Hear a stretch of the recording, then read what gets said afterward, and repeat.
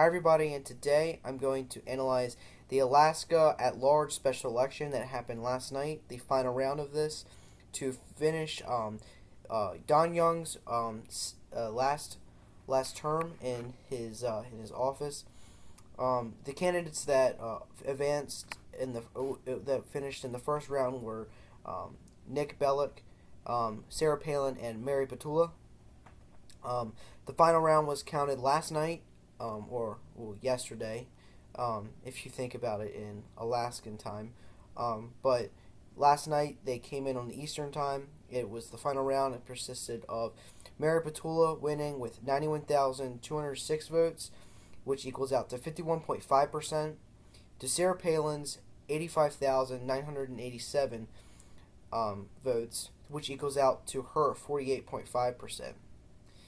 It shocked the whole United States when we saw that the results came in for Mary Petula, that she won in the state of Alaska. The thought of a blue Alaska really shocked a lot of people across the nation, across a lot of news networks, and just in general. To think that Alaska will elect a Democrat representative to replace Don Young. He was in that seat for 49 years of Republican control in that seat, and it is just very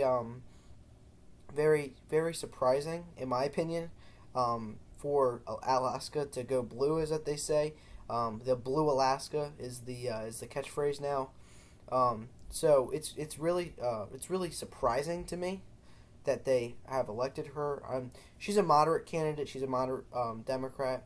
She's pro-life, pro-Second Amendment, kind of like a Joe Manchin, but for Alaska. She's a native.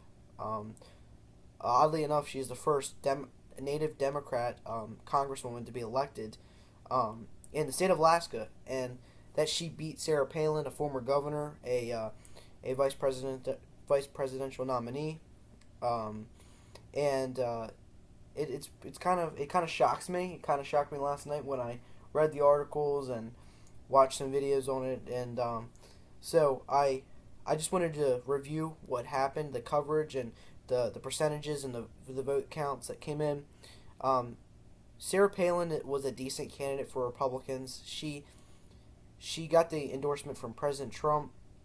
She kind of has a reputation for losing her elections. I mean, yes, she won her first election to become Alaska's governor, which she did very well as governor, in my opinion, at least. She was the nominee for the vice president in 2008 and lost on the John McCain ticket. Now she ran for the Alaska at large special election, and she lost to Mary Petula, a Democrat, moderate Democrat. And it just kind of thinks, maybe there was a better candidate. Maybe she could have been less unpopular if she wasn't as unpopular as she is.